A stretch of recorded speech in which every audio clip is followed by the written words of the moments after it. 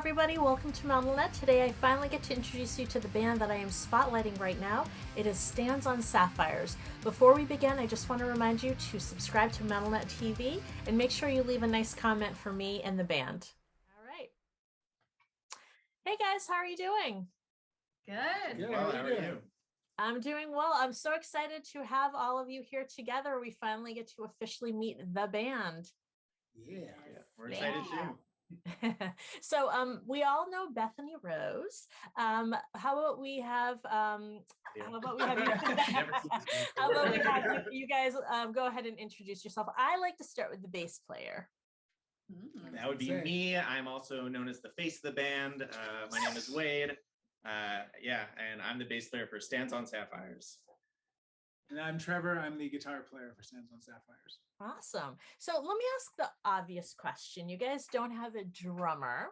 Even though that's probably like a deeper question, let me just start there. What made you guys decide to be the three of you and to not have like an official drummer for the band? And just have it be like the three of you as the main band? We didn't know anyone. That's the main thing. We've been wanting to do this for a long time. We were always like, when we find a drummer, we're going to do it. And then we just got tired of using that excuse. So we just started. Yeah. It's basically long story short. Yeah. So that's a simple answer. So let's start with, I guess, the real first question is, Wade and Trevor, you guys have a very long friendship. You guys go way back. When did the two of you meet? It was like, I'm pretty sure this year is like, we've been friends for like 21 or 22 years at this point. So it was definitely like in elementary school, like either grade like 4, between grades like 1 and 3, sometime around then is when we would have first met. Yeah. So were you guys like in the same class, or were you guys like live in the same neighborhood? Like, what was your friendship back then? It was like, we lived actually very close to each other. And then we had a mutual friend who we kind of, I guess, got introduced to each other from like one of his birthday parties when we were young. Yeah. And then that's what started it off. But yeah, then we did go to the same like elementary school, and we were often in the same classes during that time. Yeah. Cool. So was it instant friendship, or is it more that you've known each other since then? We were pretty good friends right from the get-go. Didn't you tell me you guys bonded over like very specific things? We bonded over Ocarina of Time, the Legend of Zelda video game for the Nintendo 64. When we were at like this mutual friend's birthday party, that was like, he had a bunch of different like gaming consoles and people were playing that type of thing, and there were literally only 2 of us playing Ocarina of Time, because why would you bring that to a birthday party? It's a single player game. But the 2 of us were like, so we were just the only it was from that point, that was pretty much it. Yep. All right, cool. And then were you guys into music at that point, or was it more the bonding over the video game and just like the friendship that you make when you're like that age?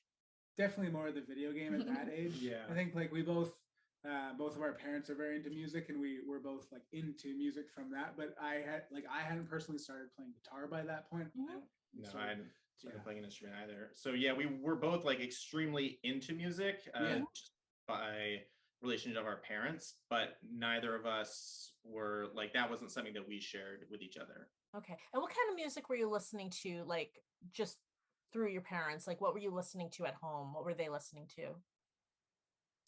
So my dad is like, he has a pretty like eclectic taste, and I guess that kind of got passed on to me. But I remember listening to, when I was a kid, like a ton of Pink Floyd, a lot of like Green Day, and then like Marilyn Manson. So very eclectic. So like those are like the 3 like biggest, I guess, style differences from that. And then my dad got huge into like indie rock, so those were the type of things that like I was listening to when I was growing up. Wait, is your dad a musician, or was he just a big music fan? No, he's just like a huge like music fan. He's like huge record collection, that type of thing. Seen a ton of shows when he was younger, and so we were always just growing up like listening to, like, I have a very distinct memory of listening to Shine On You Crazy Diamond by Pink Floyd, like on Sundays specifically. Like that's just a memory that's burned into me. So like a lot of at home time, we were always listening to music.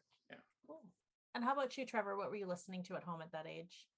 My dad was very big into music. He is predominantly into like classic rock. So it was all like Zeppelin and Ozzy and Alice Cooper and just like the classics. A lot of 80s, Def Leppard, Bon Jovi, Pretty much that, as well as a lot of like 80s pop too. Like he was big into Michael Jackson and that kind of stuff. So anything from like 60s to 80s was basically what I was raised on.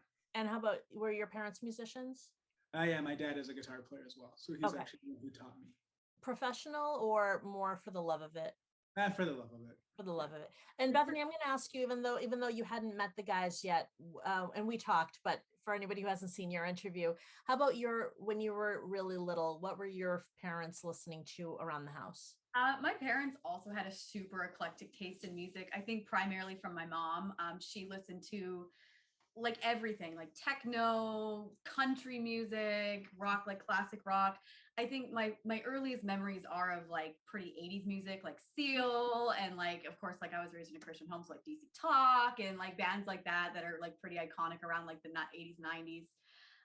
But I grew up listening to all kinds of music. And as we talked about previously, I also really liked old school musicals because that's what my mom always played for me. So I grew up with like music that like no, like 5 or 6 year old probably would like listen to. But I think it was really cool growing up in a place where my parents just had a really big range of musical tastes that they exposed me to.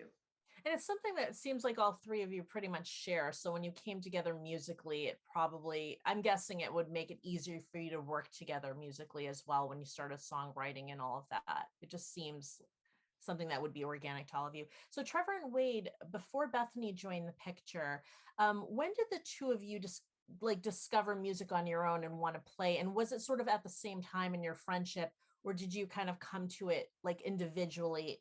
And then eventually, like, I kind of want to know what that trajectory was for each of you. It was definitely individually. We were friends quite a bit in elementary school, and then I had left to go to high school before Wade. So then we kind of lost communication a little bit there in that year. And then kind of through high school, I think, I won't speak for you, but that's kind of when we both kind of discovered music, and then we reconnected in high school and been like, oh, like it's not just games now. Now it's like I'm a guitar player, and you were like, oh, I'm a bass player. I'm like, oh, sweet. Like, it kind of just works out, Yeah, it was definitely, we both went into it independently. Yeah. And then once we had like started to hang out more, it was just like, oh, I do this thing and you do that complementary that thing. Yeah. So it kind of went from there. Yeah. When do you remember when you both figured out you were both playing music? Like, do you remember like the day you had that conversation where you both realized like, oh, we both play an instrument. This is something else that we have in common that we're both doing. I think the first time would have been during like a grad talent show, maybe for your grad talent show the first time. Like we knew that we had both played, but Trevor was in a different band at the time. And like they were going to because he was in a grade above me. So they had like a grad talent show, or our school did. And your band was playing there. And I just remember like messaging him on Facebook or something. And I was like, I'll be watching. Better not mess it up. It was like that. And then we also went to a Dream Theater concert together. Yes, that was also. And then that was like another big thing of like us hanging out, is because like at that point I was like huge into Dream Theater, like, and I still am, but I was trying to get people together to like go for this concert because Dream Theater was coming, and I was just like asking a bunch of people like, hey, do you like want to go see them? And they're not that much of a mainstream band, but they're pretty big in like the musician world, just because they're all extremely talented. So Trevor was one of the people that was like, of course I'm gonna come see. And so that concert, when we were both like, this is so awesome, was Okay, so you go to the show together, you're kind of reconnecting at this point. You play bass, you play guitar. How much longer after this do you guys start to talk to each other and figure out that like maybe you guys should be making music together? Was it a while still? Were you guys playing in different bands for a while still before you realized that the two of you could make music in the same band? I think it was pretty close after that. It was pretty quick. Yeah, because it was like, I don't remember the exact timelines, but I think it was around that show, the time of that show. The bass player in the band I was playing in left for university, went outside of Canada. So we were all like, oh, we need a bass player. And then we're like, oh, perfect. Like Wade can fill in. And then Wade just joined the band right away. Yeah. And then even when that band kind of fell to the side and everybody else kind of left, Wade and I just kept jamming basically, just for fun. So Wade, you joined that particular band, and that band kind of fell apart. Did you, when that band fell apart, were you kind of like ready to start your own band, or were you trying to keep that band going, like that sound, or did you kind of feel like, okay, now we could start something new? Yeah, that's a good question. I think at that point, because when that band fell apart, I had just started to go to university as well. So at that point, that just wasn't really something that was on my mind. I guess in some ways it was kind of like, well, we gave it a shot, even though we like really didn't give it a shot. But like in my mind, I was like, we gave it a shot. Good job, everyone. Yeah. And then so I didn't really play a ton after that. And then nearing the end of I was friends with Trevor for this whole time, but like nearing the end of my university, like after I graduated, we had started to just be like, hey, like we used to play songs together. Why don't we just like start covering songs like in your gym, like for fun and for not starting a band? And so we did that for like several years. And during that point, we would like occasionally like throw out the idea of like, man, wouldn't it be cool if we were in a band? And we're like, oh, we don't have a singer, well, we don't have a drummer, like whatever. Yeah. But we played like, I don't know, we just jammed covers for like 6 years or something. For quite a while, yeah. Okay. So it was during this time, it was like an idea that you were throwing around, but it was like you never had the singer, you never had this. And I'm guessing that at some point during these years, Bethany comes into the picture. Am I right? I've arrived. She arrives. So Bethany, why don't you tell us this part of the story? Sure. So when Trevor and I met and started dating, this was 2013, so almost 10 years ago now, there was like no talk of me like joining their fun like jam sessions or anything like that. It was not. I was just like, well, I don't play an instrument, like completely ignoring, like we talked about previously, like I'm not a singer, like coming to terms with that kind of attitude. Right. But, so they would go jam and I would turn on the TV and watch my shows or, whatever I want to do. And I was just like, oh, that's kind of like their fun hobby. Right. And then we did try and convince them a lot. Many times. I just want to say that. Yes. Let me not remove their role. It was all my fault. It was not theirs. Thank you guys for the encouragement. Anyway, one day I conceded after Trevor was like, just come out. Like, it's fine. We'll just turn the music up. It's all good. We'll just hang out. And so I did. And I was like, that was really fun. I really like that. And so then, they let me join and let me rephrase that. I finally agreed to join in with them. And we just did the same thing. The three of us would just jam our favorite songs for, I don't even know, at least 2 years, I'd say. Before, without really talking about the band thing. Without talking about actually formally starting a band. I mean, in passing comments, same thing. Like, we should start a band. Well, what would we name our band? Where are we going to get a drummer? Yeah, where are we going to get a drummer? Things like that. Until, which is its own story, we decided to start doing it. But it was years into the relationship that Trevor and I had been married, and they'd still been doing that the whole time that we finally came together and did it. So for Trevor and Wade, what was it about Bethany that made you encourage her to be your singer rather than going out, putting an ad in the paper and saying, looking for singer, looking for drummer, looking for singer? What was it with Bethany where you just knew that let's just keep encouraging her to join us? And then eventually, you formally decided to start a band. But what was it with her where you were like, let's just keep encouraging her, even though she's got this thing inside where she's kind of pushing back?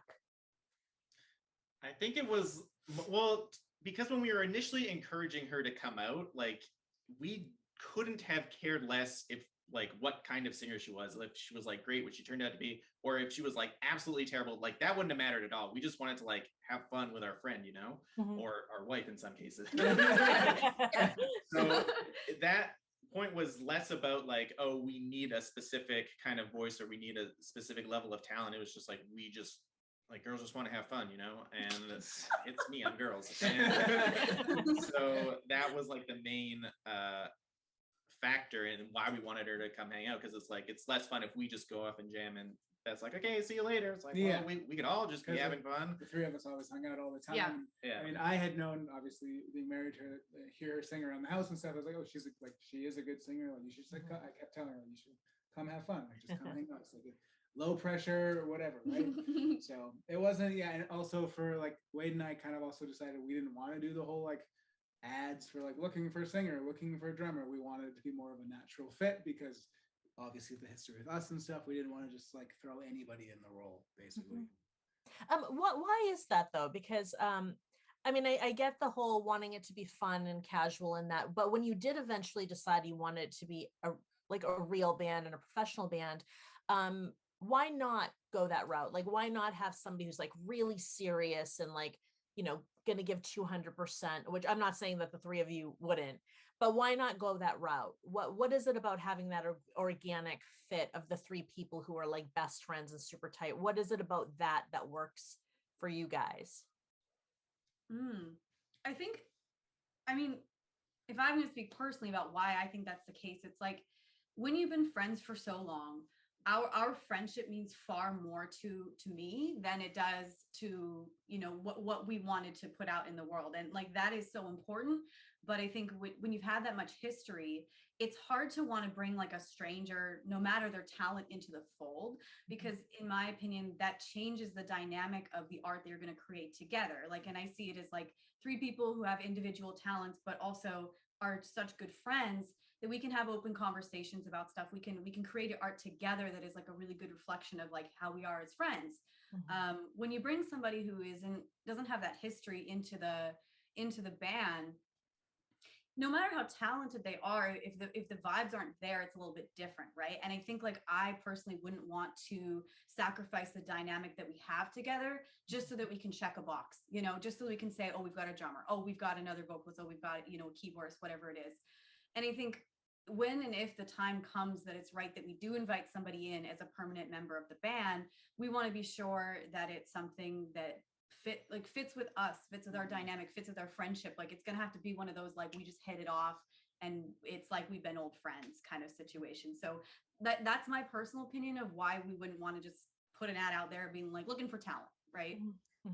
Do you think the trust thing and the chemistry thing is like the three of you can go in and write together and trust that there's not going to be okay, if Wade changes a lyric or something like that it's going to be more okay if Wade says, you know what, Bethany, that's not working for me, than if it's like, let's say, a stranger who has to eventually win your trust? Is it kind of a trust thing in addition to it feeling right and good?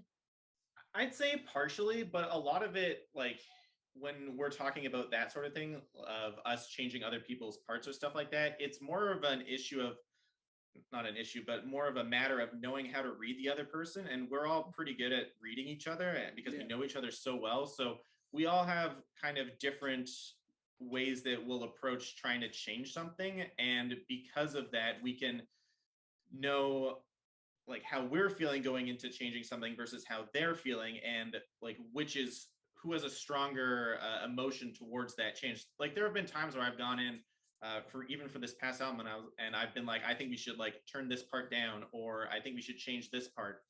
But it's not like a hill I'm willing to die on per se, but it is a hill that one of these two will be willing to die on. And I know at that point, like, it's much more important to have that thing that they feel really strongly about be present.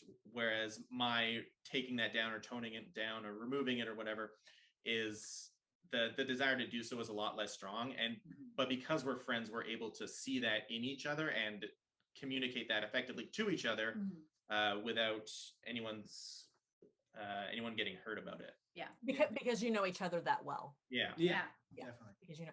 So does that mean that like when you go on tour and you need a drummer, or when you go into the studio and you need somebody to record it, does that mean that makes it that much more challenging to eventually find that person, and that maybe that person does end up being a hired gun for that much longer, or maybe always? I think sorry, do you want to speak to this? Oh, I was just gonna say, like, yeah, I think we're not desperate for it. I think it would be a hired gun situation at first.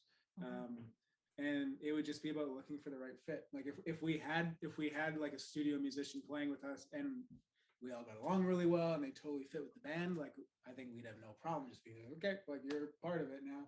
But it's not, I think, like, I don't know if this is arrogant to say, but I think we've proven that we don't need a drummer, especially in this day and age. Like so many bands, they don't, like so many, especially like pop acts are just like a keyboardist or, you know, a keyboardist and a bass player or whatever. And I do play a little bit of drums, so that's where like the drum programming come in. I do all of that because I can kind of program it like I would maybe do it. I'm obviously not super amazing, but enough to know. But I don't think we're like actively searching. But if the right fit popped up, maybe. Otherwise, like studio musicians would be definitely what we'd do.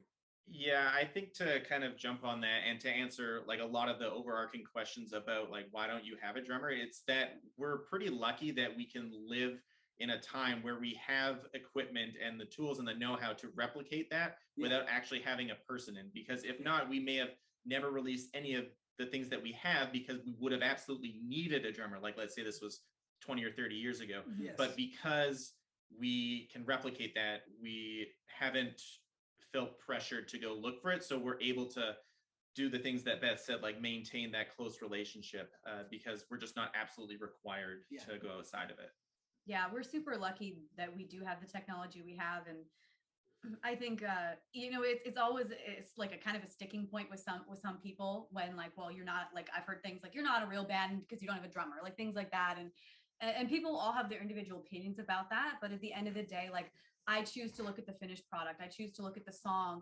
And if you didn't see 4 people in a photo or, you know, a drummer in a music video, would you even ask? Would you even be like, oh, something's not right? Right. So I think like, to me, it's like, it's so much like, and that's a hill like I had to get over, and that's a hill that you have to face when people are coming at you being like, well, I don't like your music simply because it's not what I think it should look like because of XYZ reason, mainly the drummer. Right.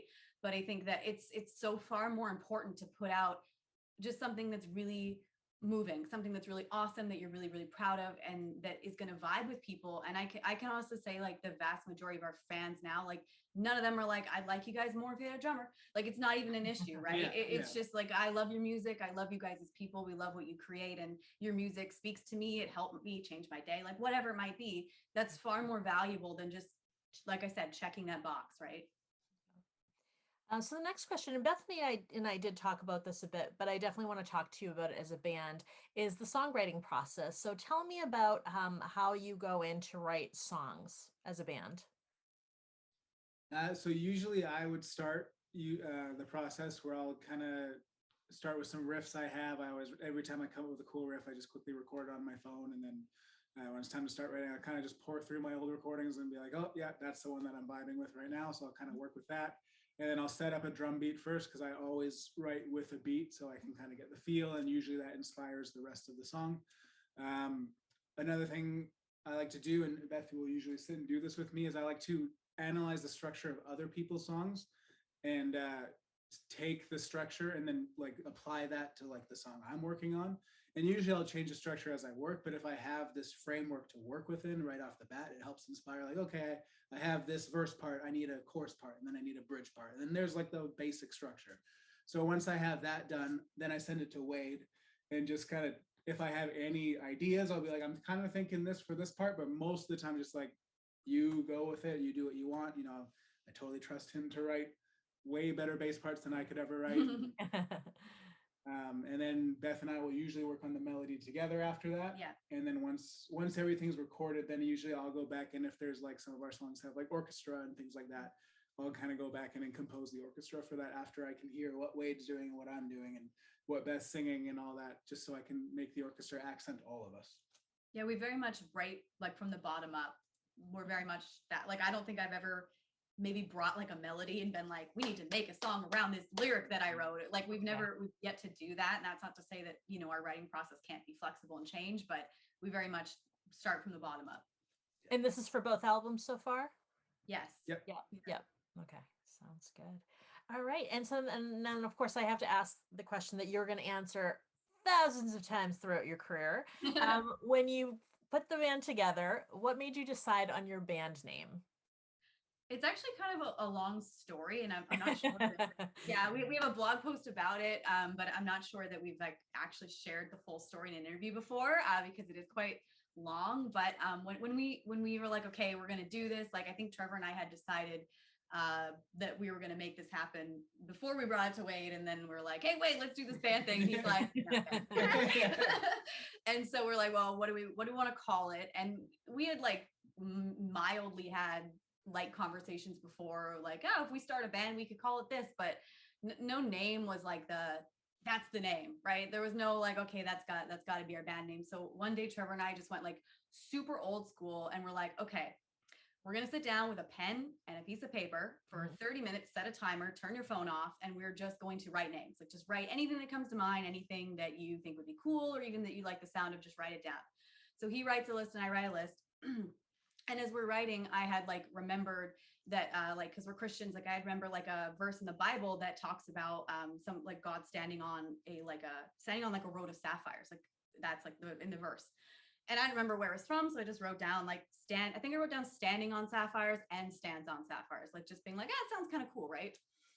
So then at the end of 30 minutes, Trevor and I were like, okay, you read your list, I'll read my list, and then we'll make like a top 3 and we'll compile it down. And we had a few, and I think I kept the list because I'm like, some days it's gonna be gold. Like we can auction this off for like you should keep everything like that. I had this somewhere like tucked away, like our list. And I think we finally pared it down. And when I said stands on sapphires, we were both kind of like, oh wow, like that's a really cool name. Like there's just some ring about it that we both loved. And it was either that, or what was yours? It was like Between Two Thieves or something like that. Something like that. It was also a really That's cool kind name. of a cool name too. I like that. Yeah. Which also has like a bit of a biblical reference too. Like, and it wasn't intentional that we're like, we need to have like a biblical name. Like it wasn't intentional, but just where your inspirations come that's from. where your inspiration come from, right? So we're like, okay, we like stands on sapphires. And so I was like, okay, I need to like look up like, where is this from? Like just out of curiosity, like what book is this in? And it turns out it's in the book of Exodus, which was like a holy crap moment for me, because we had literally just quit a business that we started called Exodus, and we had no idea. Yeah, we had no idea. Jewelry business, Bethany? I think I read on that. Okay. Yeah, so we had started like an accessory fashion business, and it did not go well. And when we kind of like relented and like felt called to make music, we had put that, we had quit that. But it was really one of those like, kind of like a moment, because it's like you ended one thing, but you started something else together. Yeah, and it's like a nice moment.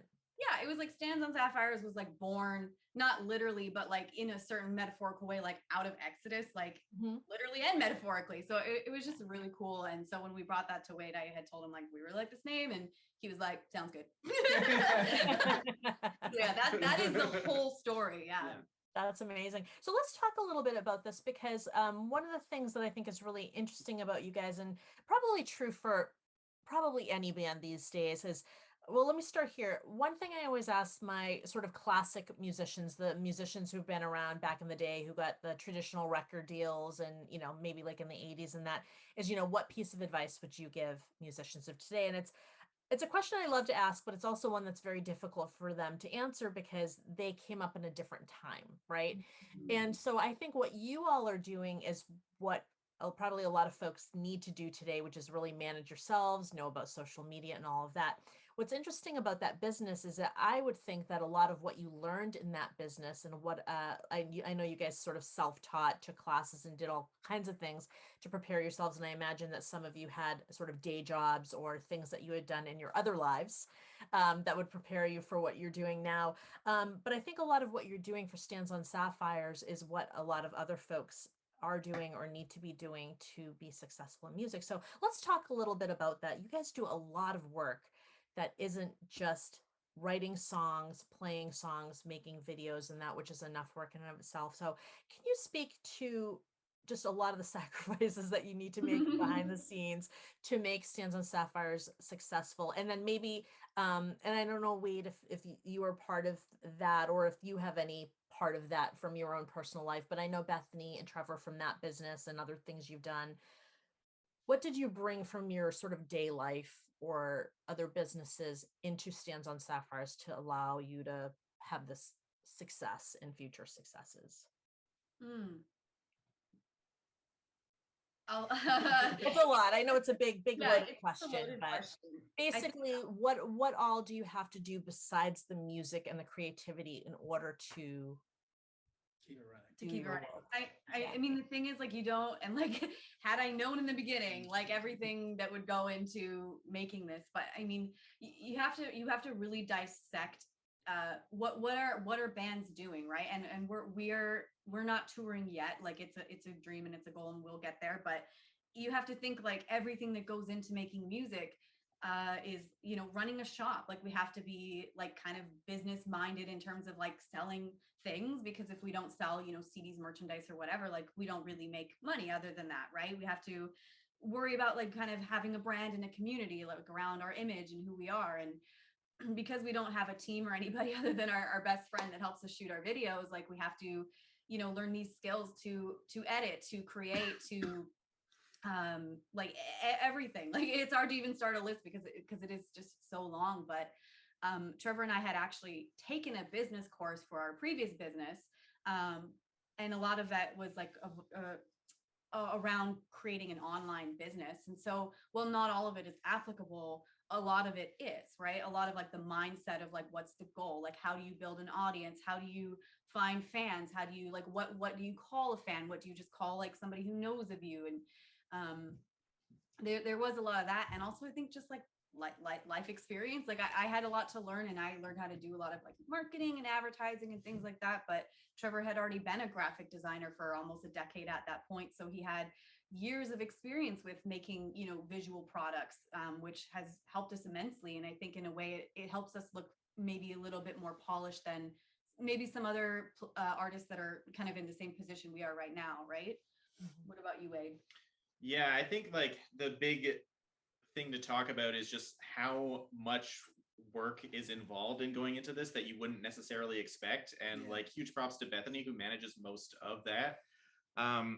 Because like I still work a day job, and that, you know, brings in money for me to survive, and then also for stuff that we can like pump into the band for like getting equipment, that kind of thing. And there's just like an unbelievable amount of work that, you know, we wouldn't expect or necessarily even want to be doing. Like, I'm sure all of us would be very happy if we got to a point where the only thing we really had to do was play.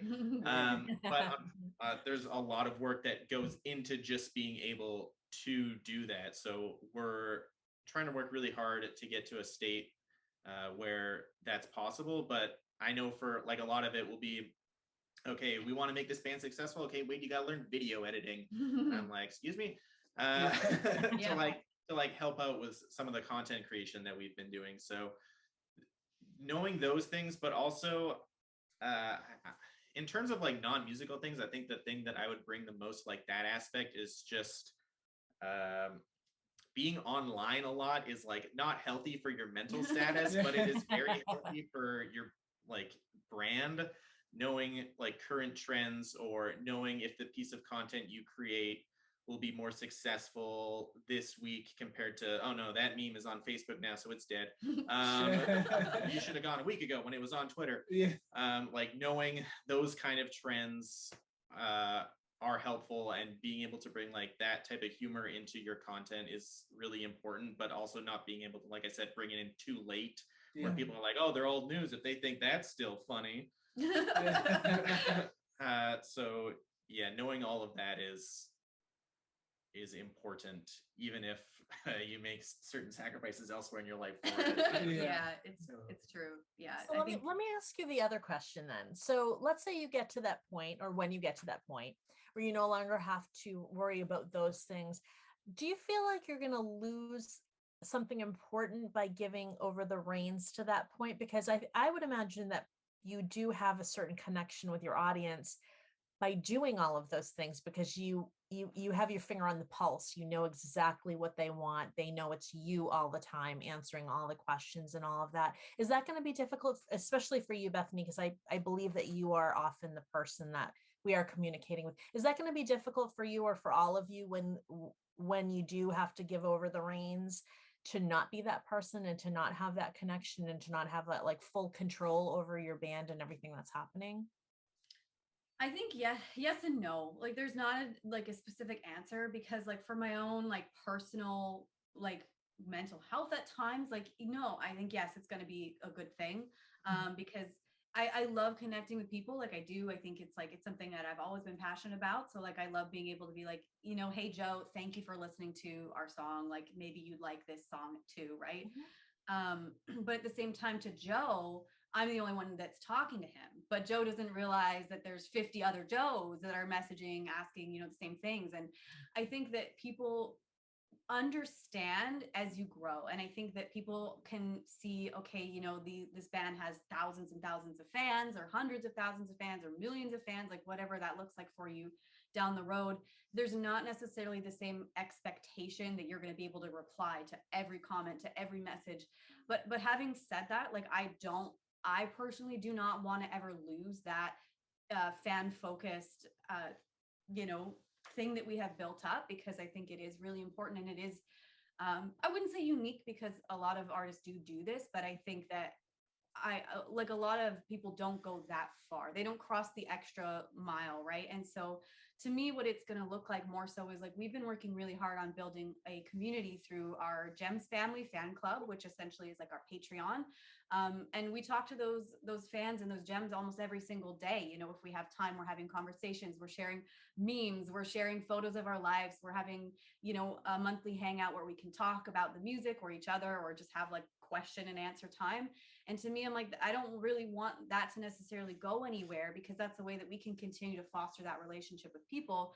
But it's in a little bit more of a manageable way, right? Because everyone's in one place, and then we've already connected people from all over the world, which is super amazing to be like, hey, I'm in Germany, hey, I'm in the UK, hey, I'm in Canada, hey, I'm in, the States, and foster that community. So it's like, yes, it might look a little different, but I don't think that we're, at least at this point, ever going to be willing to like completely relinquish our own touch and stuff. Like, I don't know that we're ever going to give up directing our own music videos. I don't know that we're ever going to give up like Trevor producing our music and mixing and mastering it, like things that I think make our product about us. I don't think those are things that we're ever going to completely remove ourselves from and just sit there and write our music and that's all we do, right? I think that it's far deeper than that now.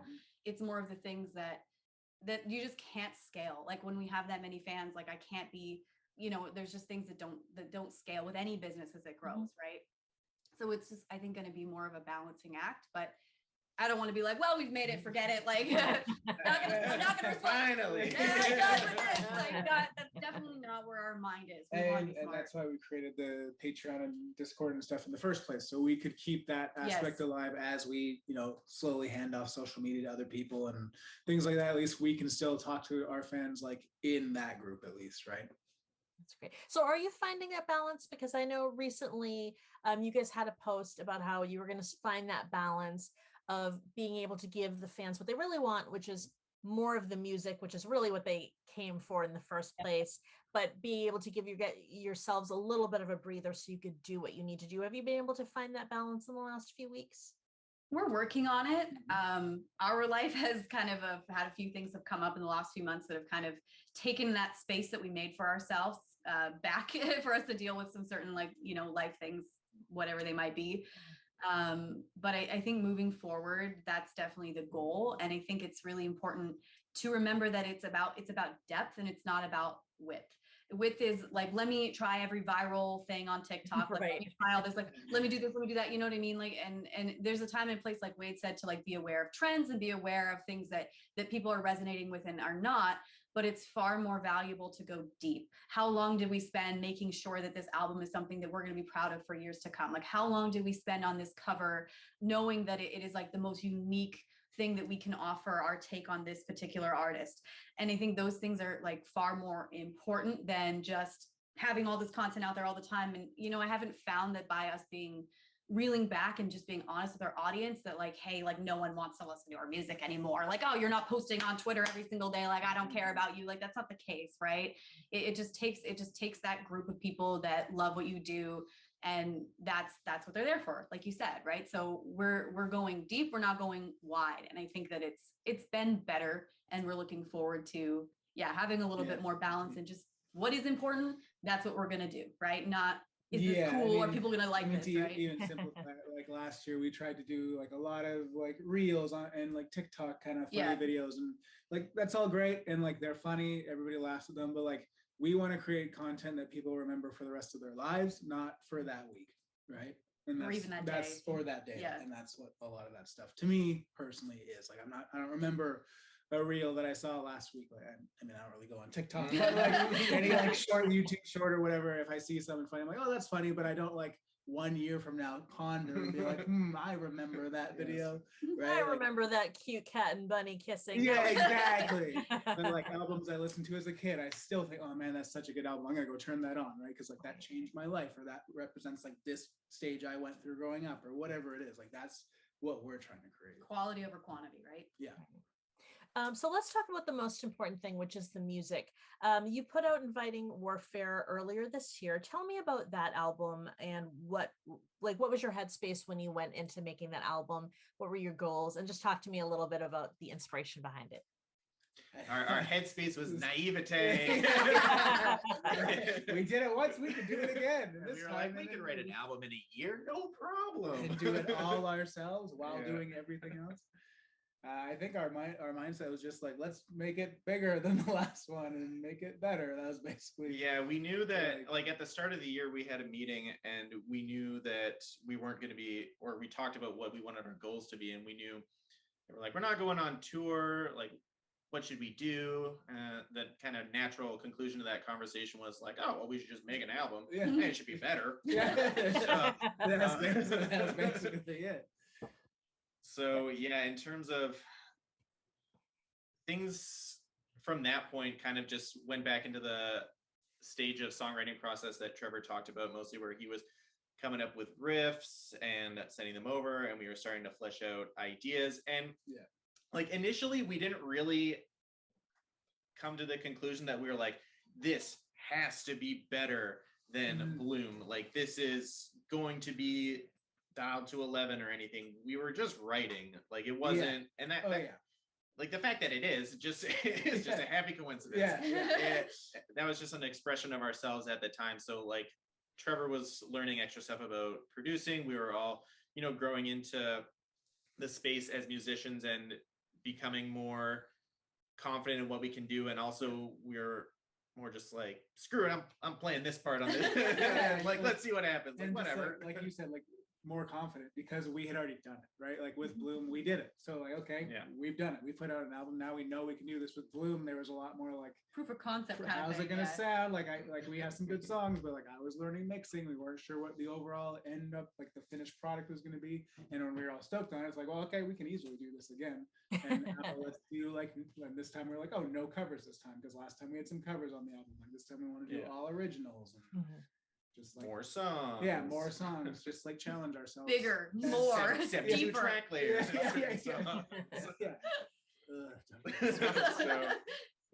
you think you'll be able to do any touring for Inviting Warfare, or is that an idea for the next album? It's kind of up in the air. Like we definitely are more of, I'm not against doing shows. We're not against doing shows. But I definitely don't want to just like play bars or like, a lot of like that kind of thing.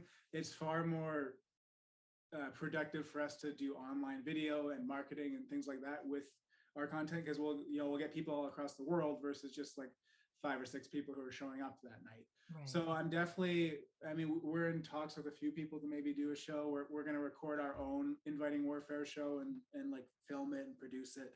So at least we'll have that. I would love to tour it, but like I think someday that's definitely an opportunity, even if it's not right now. Maybe like on some anniversary we can do the tour. We definitely want to tour, but I think the biggest thing for us right now is we want to play music for people that want to hear it. Want to hear the music we wrote. Our music specifically. And we treat all of this very much obviously as a business. So touring, I don't think many fans understand just the sheer expense that goes into touring. And in what business are you going to do something that you are not going to get out of the red for a long time, right? If it doesn't look financially even sustainable, like that it can just sustain itself, even if we don't quote unquote make any money or whatever, like we're not going to do it yet because that's just not like just Not logical. possible. Yeah, not possible. Yeah, it's or not- logical. Right? Yeah, Like, so exactly.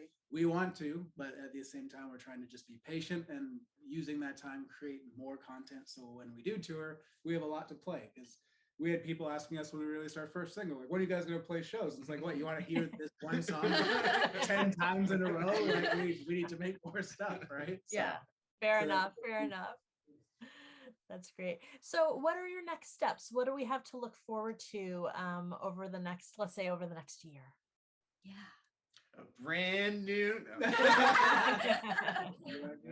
Sure. We actually are going to be releasing an instrumental album like next month of Inviting Warfare. It's not a brand new album, but we decided to take our music and release it instrumentally. It's just, you know, it's some more stuff to have. And because like Trevor and Wade, like they do such cool, interesting things musically that I think it is really worth letting our fans hear what's going on behind the vocals and behind the melody, because I think most music fans are going to naturally just gravitate towards the melody, towards the lyrics, and that's what's going to kind of initially get you into a song, where I think that I can't take as much credit for like how amazing our music is, because it's truly because of these two. And so we're really excited to release that for people to hear. We have some covers planned that we're going to do throughout like the kind of spring, summer time. And we're going to do music videos that go along with each one of those. And then our goal is for later this year or very early next year to have that virtual live concert that Trevor was talking about, that we're going to record, and God knows how we're going to figure out how to do it ourselves, like everything else we do. And then people will get to have that kind of live experience from us. And we'll release it as a live album as well. Wonderful. Well, thank you guys so much for coming on. Excited to have you guys as my band spotlight. And of course, I'm excited to have the two of you come on soon, so I get to learn more about you individually. But thank you so much for being with me today. Yeah, no problem. Thank you for having us. Yeah, thank you. I hope you enjoyed this video. Make sure you check out my interview with Bethany Rose if you haven't already seen it. And make sure that you're subscribed to this channel and hit the notification bell so that you see all of my other interviews that I'm going to be doing with Stands on Sapphires and all of my other amazing guests. Take care and have a great week.